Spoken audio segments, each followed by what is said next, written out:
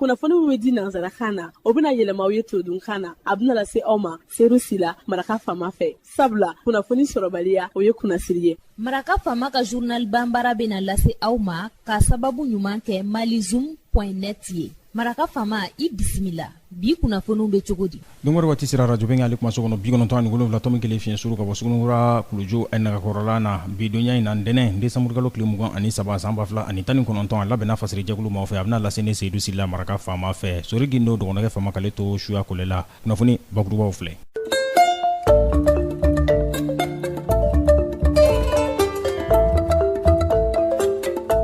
Dialogue national ale kun cɛra anw ka jamana kɔnɔna na ni o ye malidenw ka sigi ka kuma ye a baara datugu olu waliyara Ibrahim Boubacar Keita ni jamana ɲɛmaa Amadu Tumani Ture olu tun bɛ kɛnɛ kan laɲini belebele 4 olu de dangɛnɛmayara. Au Conseil islamique du Mali jumadonya tɛmɛlen in na juma misiri b'a la u ye bato kɛnɛ sigi o kɛ ala deli ye jamana bɛ se ka kolosuma cogo min na jamana ɲɛmaa Ibrahim Boubacar Keita ale tun bɛ yen ko CFA k'ale bɛna tunu ECO ale bɛna na o nɔ la nin kuma ninnu fɔra sibiridonya tɛmɛnen Abijankaw fɛ yen donbɔrɔ la kumabaw olu ye nin ye minnu bɛna walawala aw ye sadani na aw ni ce maraka faama ka journal banbaara lamɛnli la.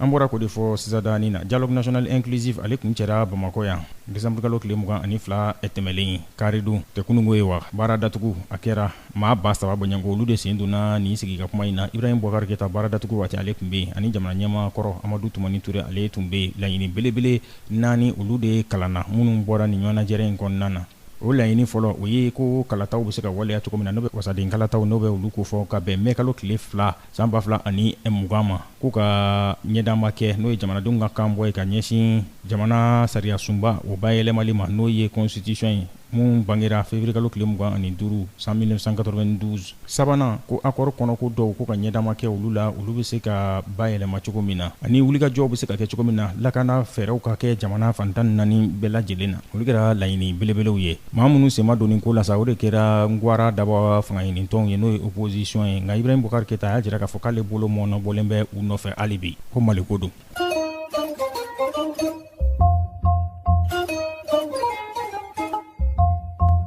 Au Conseil islamique du Mali ale ye bato kɛnɛ sigi juma misiri b'a la jumadonya tɛmɛlen k'o kɛ ala deli ye jamana bɛ se ka kolosuma cogo min na jamana ɲɛmaa ale tun bɛ gouvernement ma ɲɛyɛlɛkɛ caman tun bɛ yen n'o ye ministres ye a kɛnɛ kan fɛn min ka dɔn k'a fɔ Au Conseil ɲɛmaa Sayid Sherif Usmani Madani Ayidara a ko silamɛ foyi dagalen t'aw ye fɔ a ka ala deli a ka jamana a bɛ se ka taa ɲɛ cogo min na a bɛ se ka kolosuma cogo min na gɛlɛya minnu bɛ olu ka basi ka bɔ yen o bato n'o o kow bɛɛ lajɛlen kɛlen sa fɛn min ka dɔn k'a fɔ Maître Haruna Toure ale de wulila k'i jɔ jama ɲɛkɔrɔ juma misiriba in kɔnɔ k'a fɔ ko SEMA n'o ye coordination des mouvements de l'Azawadi ye rebelle kɔrɔw ka kulu in ko ani plateforme n'o ye jamanadenw ka kulu ye mun bɛ lakanda fɛɛrɛw kɛ ka ɲɛsin jamana kanu na ko olu jɛra ka na yafa deli jamanadenw fɛ malidenw fɛ ka fɔ ka yafaw ma kɛlen ni fɔlenw na fɛn o fɛn n'o kɛra filiko ye ko yafa ka kɛ u ma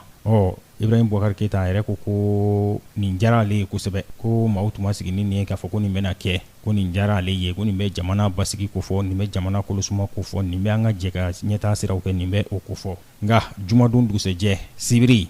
SEMA maaw olu bɔra k'a fɔ ko olu ma Maître Haruna Toure ci ka taa yafa deli u tɔgɔ la ko nin tɛ olu ka kumakan ye k'a tɛ olu bolo don kumakan in na.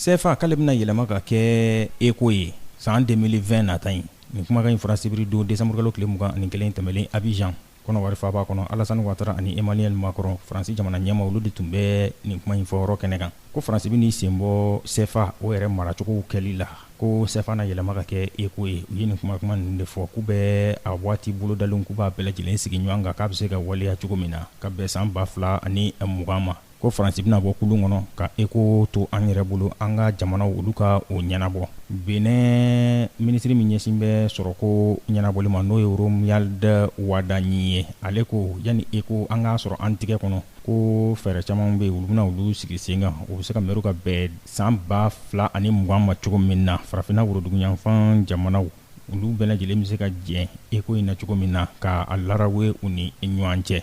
nin bɛ dan sigi bi laseliw la min labɛnna fasiri jɛkulu mɔgɔ fɛ ka lase a balimakɛ Seydou Sy la maraka faama fɛ sori gindo k'ale to su a kɔlɛ la ni Ala man ka jɔnya jɔ an na an na ɲɔgɔn sɔrɔ yan sini ka kunnafoni kuraw k'olu lase aw ma n'a b'a fɛ ka segin ka maraka faama ka journal Bamara la mais malizum.net ale sanfɛ www.malizum.net maraka faama ka journal Bamara ka kunnafoni jatara ka laselibaw an n'a bɛɛ lajɛlen ye n'a b'a fɛ ka maraka faama ka reportage vidéo fana ye a bɛ taa Malizum ale page Facebook sanfɛ mun dɔrɔn ne o ye k'aw fo ka waleɲuman dɔn k'a fɔ a k'an bɛn ni Ala sɔnna a ma. Maraka faama ka bi journal Bambara lasera aw ma ka sababu ɲuman kɛ malizum.net ye.